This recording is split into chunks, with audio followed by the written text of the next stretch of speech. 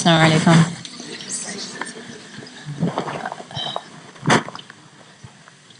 Where does one start when it comes to the journey of the Qur'an?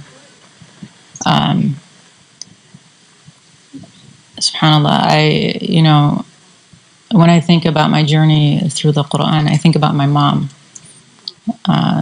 She provided for me or paved the way for me something that she herself did not have.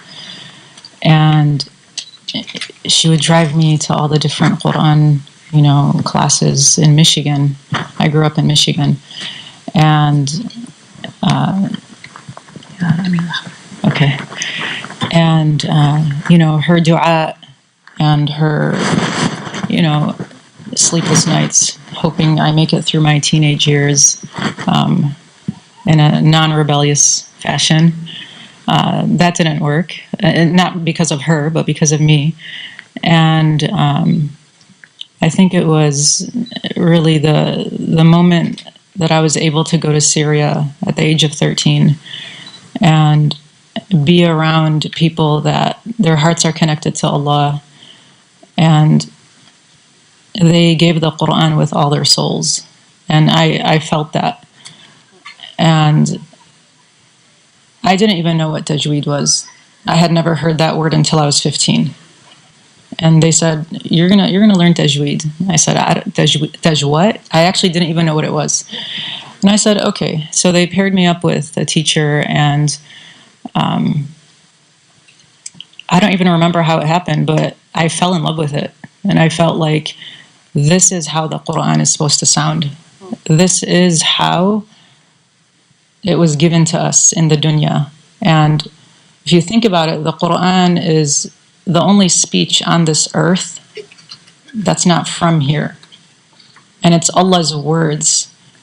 And what I learned about the Qur'an is that it's a journey that carries you through your life. It's something that you don't just start and leave, but it's something that you start and hopefully, inshallah, we take with us to our graves.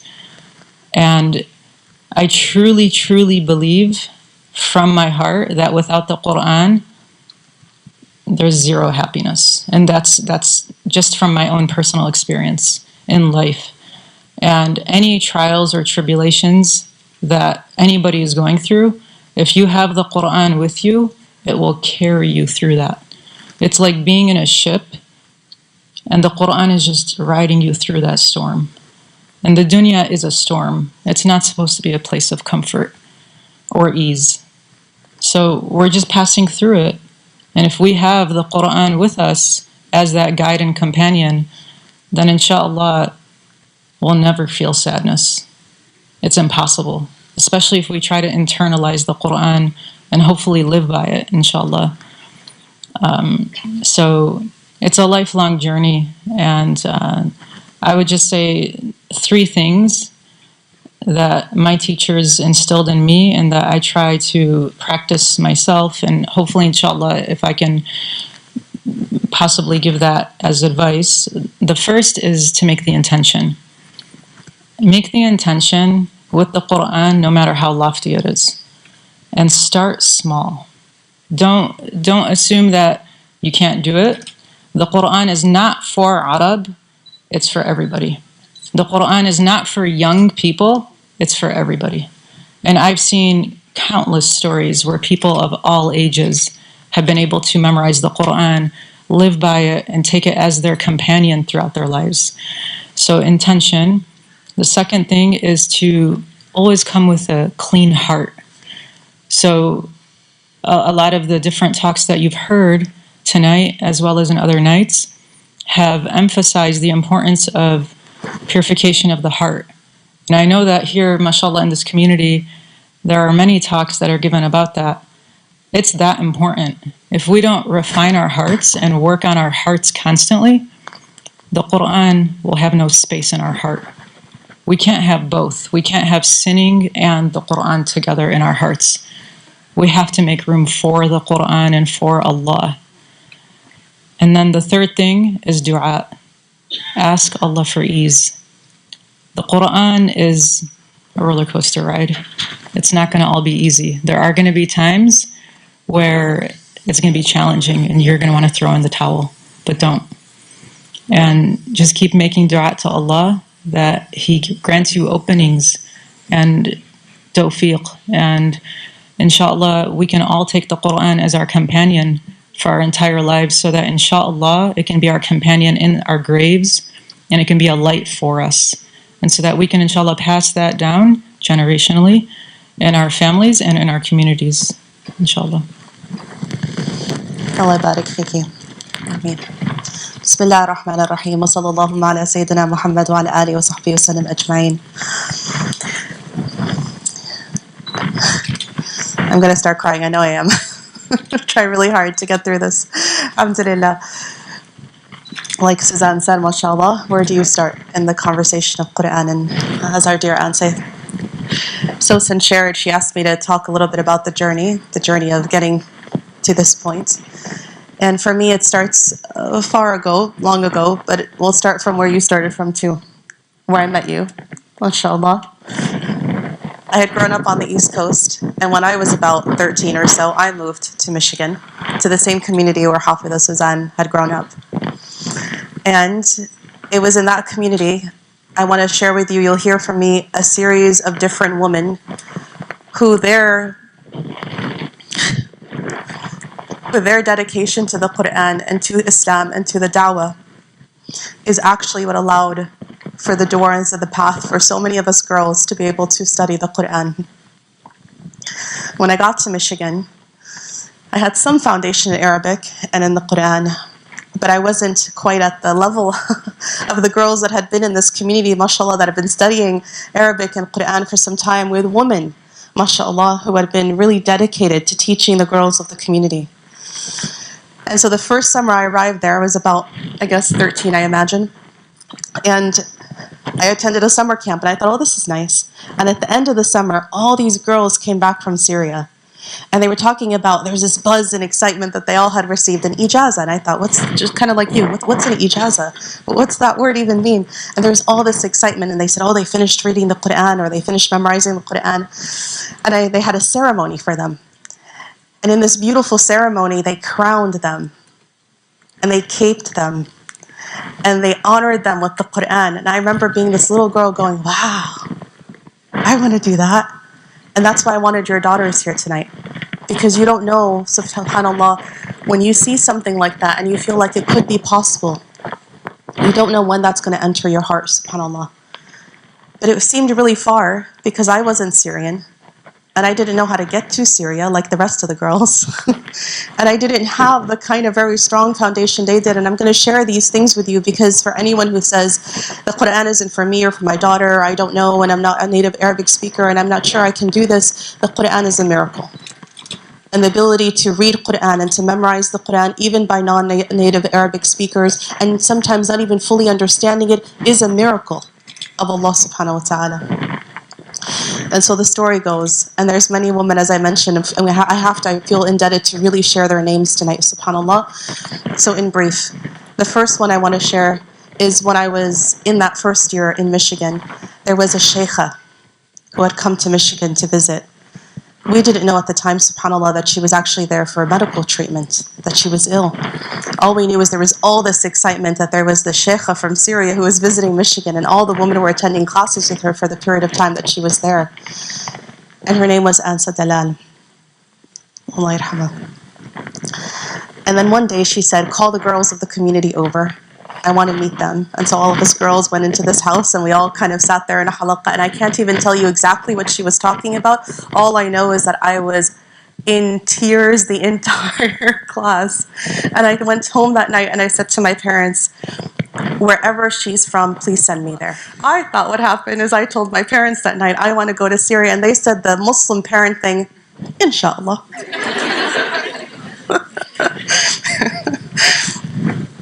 SubhanAllah.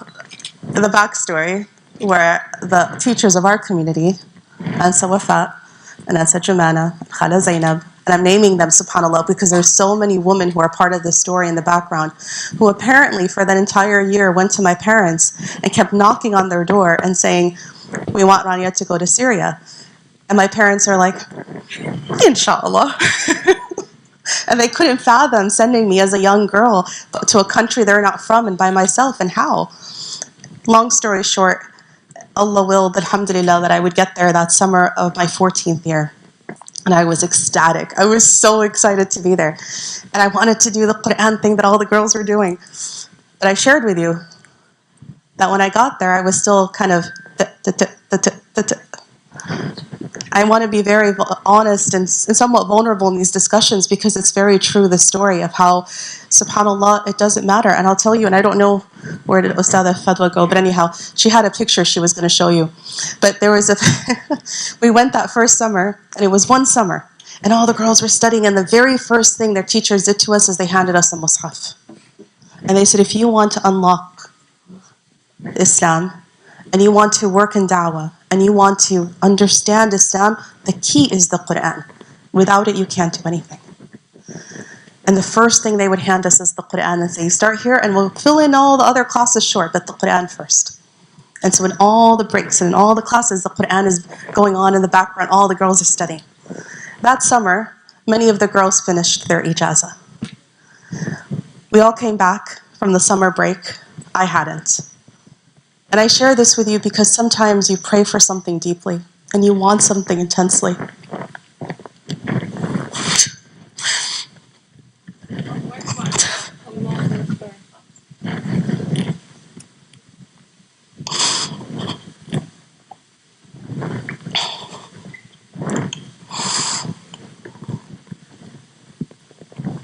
Forgive me. Thank you. But Allah subhanahu wa ta'ala knows the time and the place and when it's meant to be. And sometimes when the dua doesn't seem like it's being answered, it's because you're not ready yet. Allah either wants you to have a more sincere intention than the one you've had, or you need more purification, or you simply need more time and He knows you need to bake a little bit longer. Thank you. Inshallah. Allah barik fiki. And so, inshallah, if we come back, and the picture that I have for you is my 14-year-old self standing with the other girls in their crowns, and I'm hugging them, so excited for them, just beaming, mashallah. And in Arabic, subhanallah, Arabic's such a beautiful language because we have words like ribta, which is positive, good jealousy, not bad jealousy. The kind where you're so happy for everyone else. You want what they have, but you don't want it to be taken away from them. This is good jealousy. That's what you would see in that picture, subhanAllah. And I kept praying to Allah. And I kept saying to my parents, please send me back. And they said, no. One summer is enough. You're not Syrian. What are you doing there? One's enough. I tried my 15th year that summer. They said no. I tried my 16th year. They said no. I tried my 17th year. And they said to me, they had this deal. They said, Rania,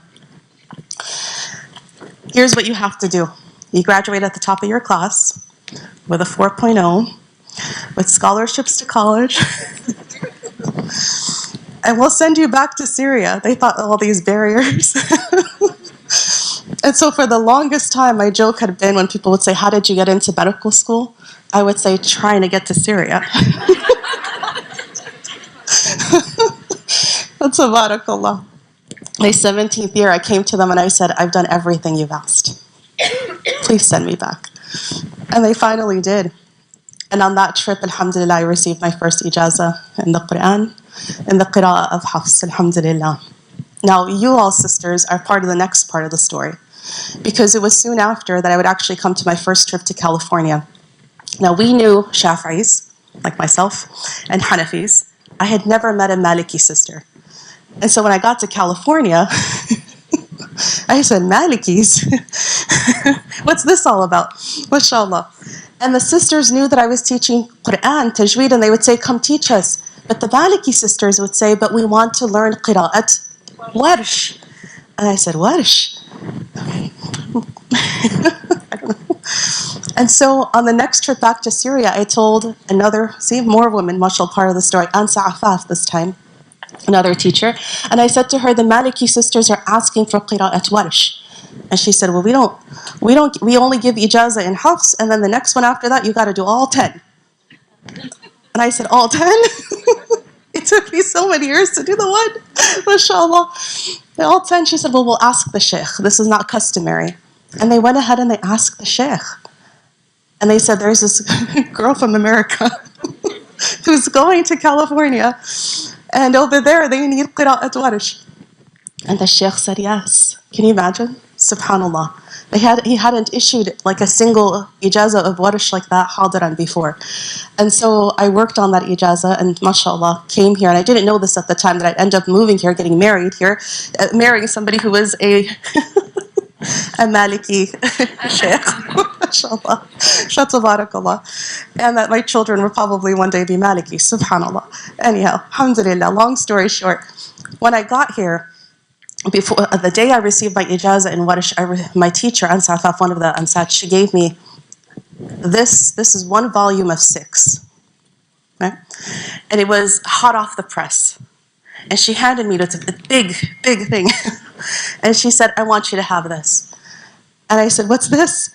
And she said, this is called Al-Bast fil qira'at al-Ashar. It's a book published by a sheikha called Samar al-Asha. Just a moment, I have to tell you about her. MashaAllah. To know that people like this walk today, are here in our existence amongst the scholars today, a woman, subhanallah. She had written a book where she took all 10 canonical recitations of the Qur'an and put them side by side, the entire mushaf. Now, Ansa Samar, when Syria was before the war, she was also the head of the Hadith school for women. And she had also written a book. She's also a muhadditha, as in to say all the hadith books she had memorized, and she had written a book in how do you memorize those ahadith with their narrations. Tabarakallah. Yani, you can't find books like this even in classical tradition. Long story short, her most recent book was this one, on the Ashar Qira'at. And Ansafaf handed it to me, like the whole 6 volumes. And she said, here. And I said, what am I going to do with this? And she said, one day you'll study it. Now, the story takes place, I was in medical school. And if you know anything about medical school, it's medical school and residency and fellowship and then faculty. And in the meantime, I was married and 1 child, 2nd child, alhamdulillah, 3rd child, alhamdulillah. This book stayed on the shelf for years. Every year I would look at it and I would feel the sense of like really wanting it, like shauq, like really wanting it, and a sense of guilt at the same time. And then this is where if Allah subhanahu wa ta'ala doesn't give you something immediately and you keep praying for it, you can't stop making dua for it. And I would say, Ya Allah, I feel so honored and blessed for what you've given me, family, career, etc. But I really want this. Where is the time for this? Where will it come?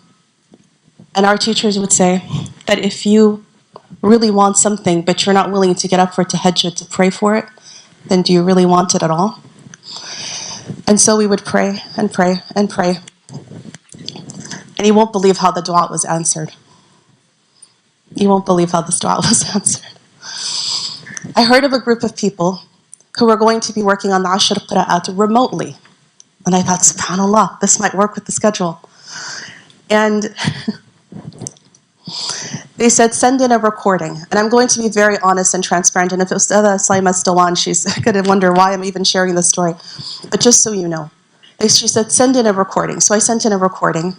They said it's for people who already have Ijazah and Tajwid to work on the Ashar Qira'at. When I sent in my recording, she said, you needed a little bit of work. And I knew that because it had been years since I had had the opportunity to really sit and study and teach Tajwid. And so I thought, alhamdulillah, maybe it's not really quite the time. But that's not the answer. The answer is keep making dua. Weeks passed, and out of the blue, literally out of the blue, she messages me and she says, so did you finish your brushing up of Tajwid? And I thought, wait, was that an option? What? And so she said, come on, we're going to start in just 3 weeks. I said, 3 weeks? I'm going to do all of it, inshallah. And so Ustadha Nawar, Talib Agha, one of our locals and beautiful souls, mashallah, I said to her, can I read to you? And like Ustadha Simon said, if somebody says, can I read to you? She just made the time. She said, you're ready? Send in your recording. And I did. Ustadha Simon said, you're ready to join the cohort. Let me tell you something. My family looked at me, and I looked at them. I said, I got accepted to do the 10 qira'at. And they just looked at me like, inshallah. We don't know how and where you're going to do this. And when someone takes on Qur'an, I just want to tell you, it's a family affair. The whole family sacrifices. The whole family works. Because there's time and energy and effort and studying, you take time. You borrow literally time, family time. But where was the time? You know how the dua got answered? The story that I'm telling you is taking place in January and February of 2020. At this point in my life, I'm at Stanford. I'm driving to Zaytun at Berkeley. I'm driving to San Jose for a clinic. I'm driving another day to Mountain View to another clinic. I'm driving to Pleasanton for halakas. I'm driving to Union City for another clinic. This was my week. Commute, commute, commute, commute, commute, commute, commute. You know how the dua was answered? COVID. All of those commutes, like that, went away. And suddenly, the hours of commutes went to Qur'an. I can't even explain it. It's been 3 years, and that was how the dua was answered. So I'm sorry, I took a lot of time. I just want to share in closing this, subhanAllah. The lesson learned here, like your 3 lessons, thank you so much. They're so beautiful, subhanAllah. It's physical health, emotional health, spiritual health. Just like we say to people, you need to stay physically healthy. Sisters, you and I know the gym isn't going to come to us. Even the bicycle or the treadmill you have in your home, it's not going to come to you. Inshallah. You have to carve out the time for it, subhanAllah. Mental health. You see the banner for Madistan here. Wallahi. If we need the help, it's not going to just land in our laps. We have to make the effort and actually ask the people of knowledge of our time to help us, subhanAllah. Spiritual health. Dedicating ourselves to Islam and to the Deen and the Qur'an doesn't happen on its own. Time is carved out, and Allah subhanahu wa ta'ala says, take the first step, right? Tie your camel, aqilha wa tawakkal. Tie your camel, and I will do the rest. And that is the story of the Qur'an. Walhamdulillahi Rabbil Alameen. Please keep me in your du'as. Please keep this. I feel like this is just the first step of a long, long, continuous journey. SubhanAllah, we have a long road ahead of us. But like Asa Sosan said, once one person starts, the whole community falls in suit. And I pray that inshallah we'll find from here a whole community of women who do this. Barakallahu feekum.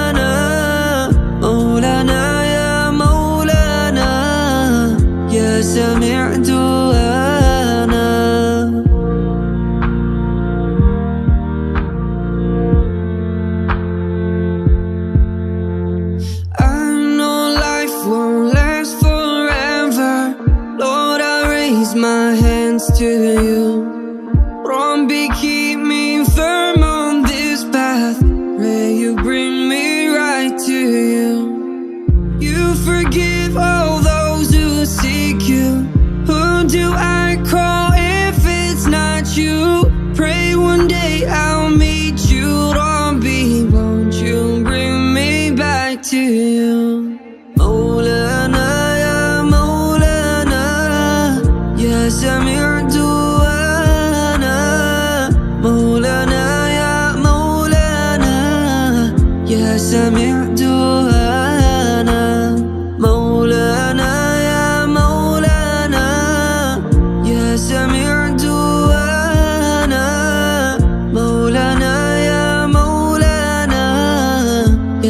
the mirror